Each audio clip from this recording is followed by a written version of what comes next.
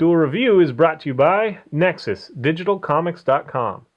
On today's Duel Review, a bunch of Pixar shorts. I'm RJ. And I'm Nick. Let's get to it.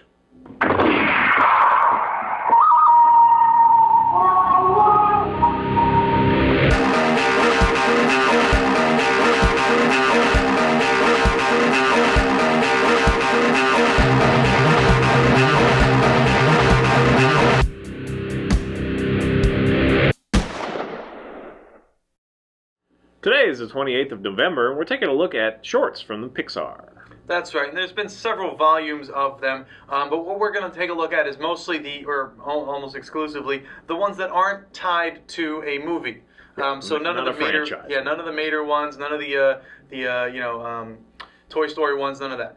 We're looking at the ones that came with it. Like, for example, if you bought Toy Story, I think the Jerry's Game, the chess playing one, that was in there. Right. In addition, there was Tin Toy, which I believe was the first one and the inspiration to make Toy Story. So we're going to talk about those films. So like I said, Tin Toy was the first short that they made. And basically you're this little wind-up toy that kind of has the drum and he's kind of walking around and stuff. And he's kind of scared for the baby, who the baby's out there like drooling and eating all the toys, and all the toys are hiding underneath the couch, and he's trying to be brave. And it's just a lot of fun watching this little toy go around, trying to run from the baby. And it's kind of like this Indiana Jones scene, like where the baby's like the giant ball and Indiana Jones is running away. It's a lot of fun. Then the next one... Well, no, you said that was the first one. I don't think that's the first one. I think the first one is the lamp one. Oh, okay, yeah. I think Tin Toy was the one, it's the one that spurned Toy Story, right. Yeah, you're right. There's the Luxo Jr. is the official first... Yeah, Luxo is the official first short film, and that's basically the logo for Pixar. You see the lamp. Yeah, you see it today. Right. Yeah, and what starts off with is the big lamp, the mama lamp, has a ball, and it's kind of rolling it back and forth for the baby lamp, and the baby lamp. For some reason, I always saw it as a father lamp. Really, I always saw it as a mom. Yeah, it's funny. Anyway, so he jumps lamp, up and it flies, and he's like, "Well." Yeah, and you can tell, it's very rudimentary in some ways, but still the movement is so cool, and it's still fun to watch. And it does very well to exemplify the personification of the lamp. Right. Yeah. So sadness. Yeah, it's like, just by the way it moves. I flattened it. It's so sad. And I remember the first time I saw that was actually the Pixar logo. So it said Pixar, and then the baby lamp kind of came up and jumped on the eye and flattened it, and he stopped and he looked up, and I rewound that part like several times because I loved it. It was just hilarious. It's like, oh, you flattened the eye. Aw. So yes, that was the official first one. Then Tin Toy, and forgive me, I'm not going to do this in chronological order because I just couldn't find them in chronological order. But the next one I remember was Jerry's Game, and I love this one. This one was one that I watched several times. Yeah, For the Birds came a little bit later. I think that one was I want to say Monsters Incorporated, but it might have been one of the ones in between. So Jerry's Game, Jerry spelled Geris for geriatric, is this guy in the park, and he's playing chess, and he's going back and forth, battling himself for a game of wits, and then, when he finally wins, he's like, ah, ha, ha, ha, and he's like, hand it over, and then he switched back, so you're just constantly getting the back and forth of him kind of running back and forth to chairs. It's really fun. A lot of these are just so simple and quaint. Yeah. But especially in their time, they were just like, wow, I've never seen anything like that. Now, there's half a dozen people that make these films or whatever. So I think, you have a tendency to be a little jaded and be like, it's not that big of a deal. But it really was that big of a deal. And it was awesome. And it's still awesome to this day. It's still fun. And just the short stories, like flash stories, they were just great. Yeah, just little self-contained, very awesome. The next one you brought up was For the Birds, right?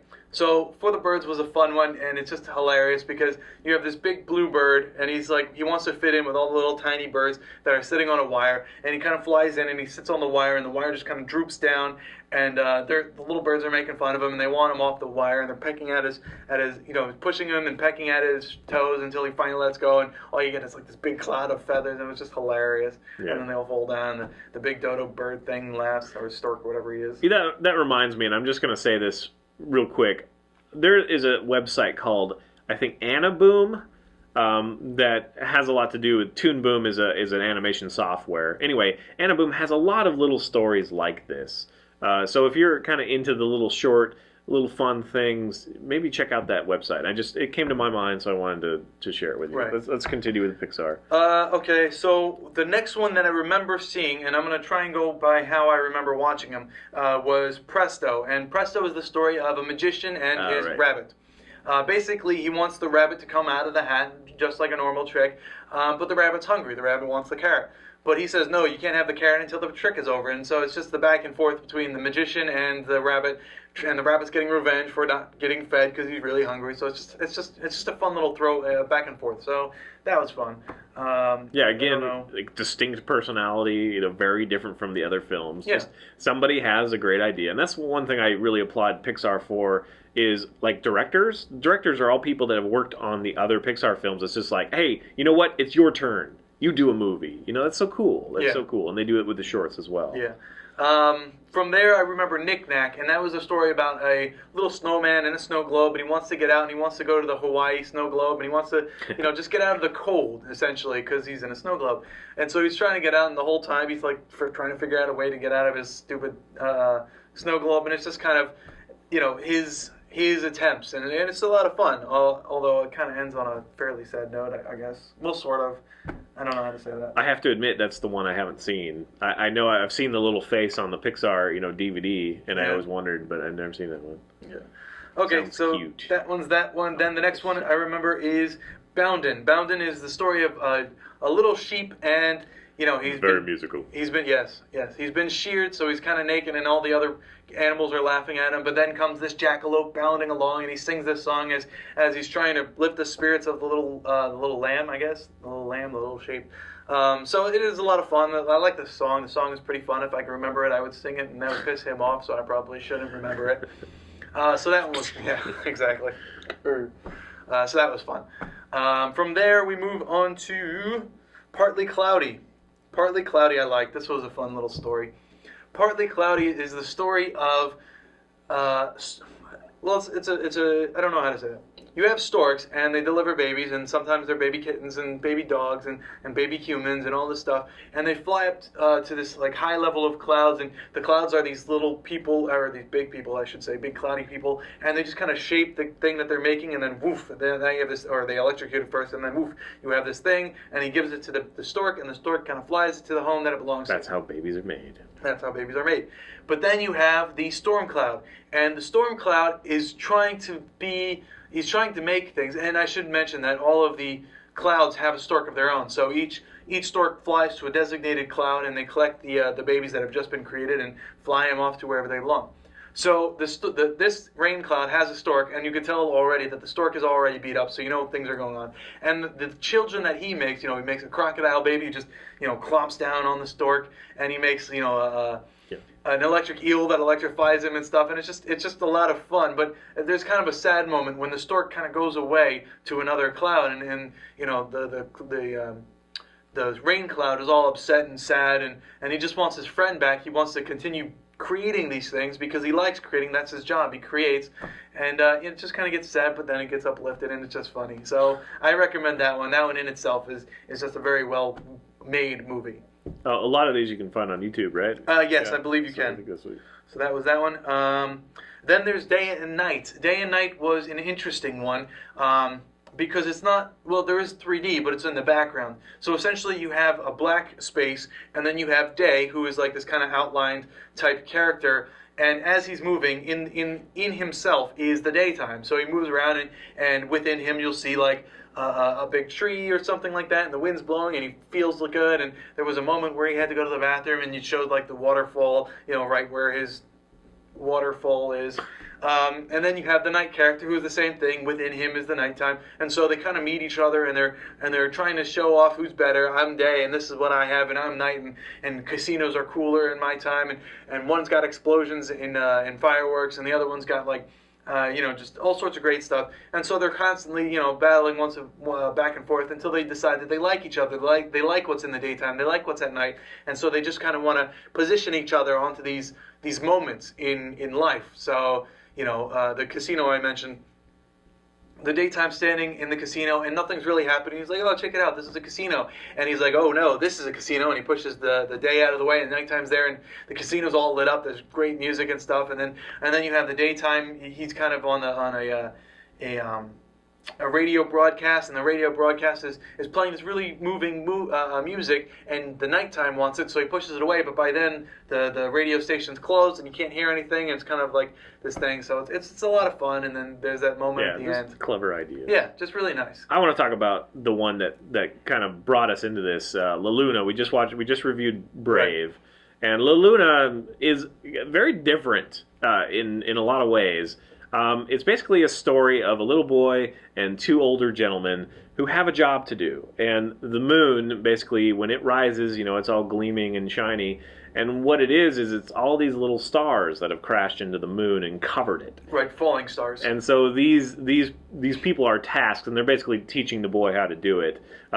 There's two, there's an older gentleman, which I'm kind of thinking it's father and grandfather. I'm assuming, but you never know. The father has this big bushy eyebrows and mustache that covers his mouth, so that's all the expression he has, really none. And then the old man is, he's got a very distinct look to his beard and whatnot. And they're they're kind of bickering while teaching the boy how to do it. They're like, no, do it this way, no, do it this way. But they're tasked with basically tidying up the moon. So yes, all these stars have crash landed on the moon, and they, through various ways, get rid of them, sweep them and broom them.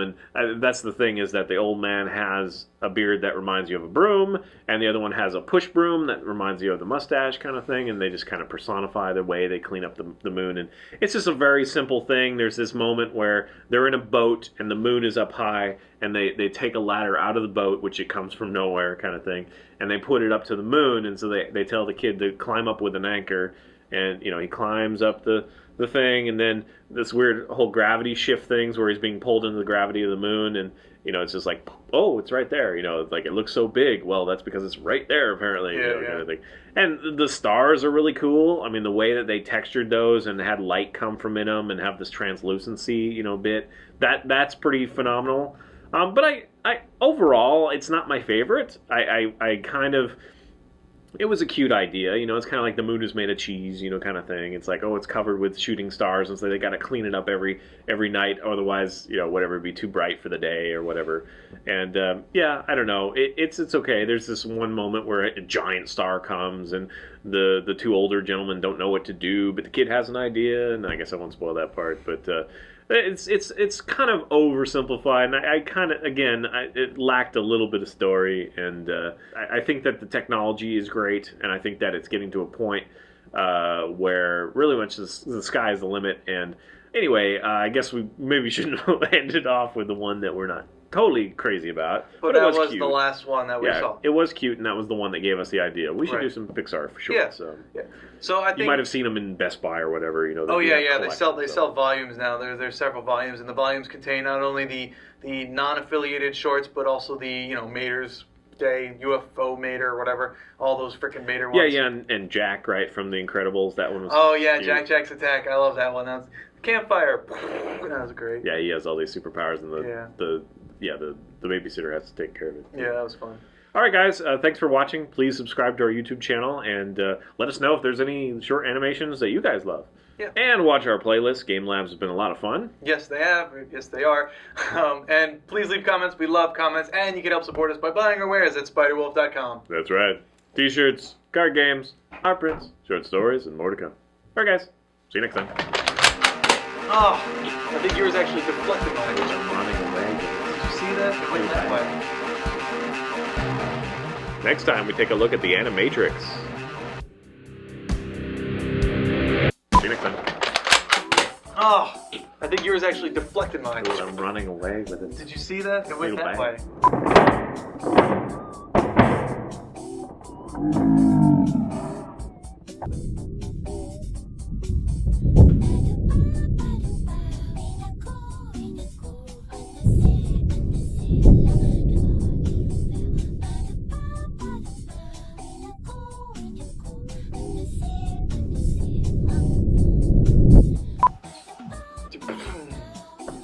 I think it's because you you're more situated than I am.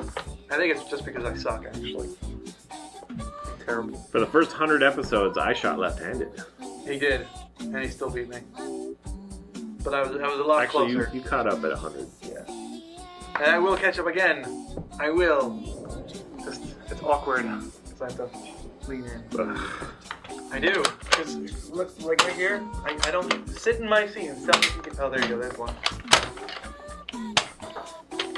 I was nowhere near it.